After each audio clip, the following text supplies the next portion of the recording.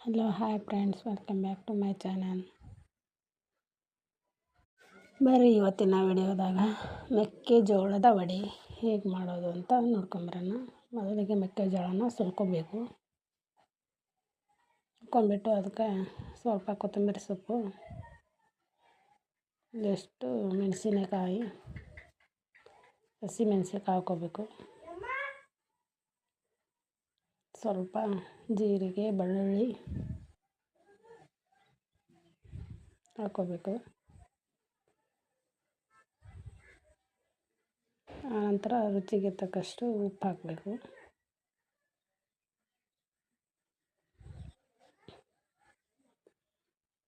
ಇದಿಷ್ಟು ಹಾಕಿಬಿಟ್ಟು ರುಬ್ಕೋಬೇಕು. ರುಬ್ಕೊಂಡಾದ ನಂತರ ಈ ಥರ ತರಿಯಾಗಿ ರುಬ್ಕೋಬೇಕು. ಆದಮೇಲೆ ಇಲ್ಲೊಂದು ಬಾಣಲೆಯಲ್ಲಿ ಎಣ್ಣೆನ ಕಾಯಲಿಕ್ಕೆ ಇಟ್ಕೋಬೇಕು. ಎಣ್ಣೆ ಕಾದ ನಂತರ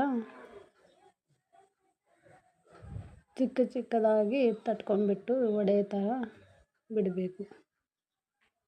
ನೋಡಿ, ಈ ಥರ ಮಧ್ಯದಲ್ಲಿ ಹೋಲ್ ಮಾಡಿಬಿಟ್ಟು ಬಿಡಬೇಕು.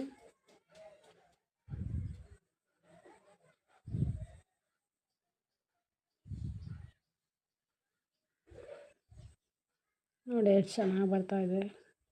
ತುಂಬ ಚೆನ್ನಾಗಿ ಬರುತ್ತೆ, ಕ್ರಿಸ್ಪಿಯಾಗಿ, ತುಂಬ ಟೇಸ್ಟಿಯಾಗಿ ಕೂಡ ಇರುತ್ತೆ.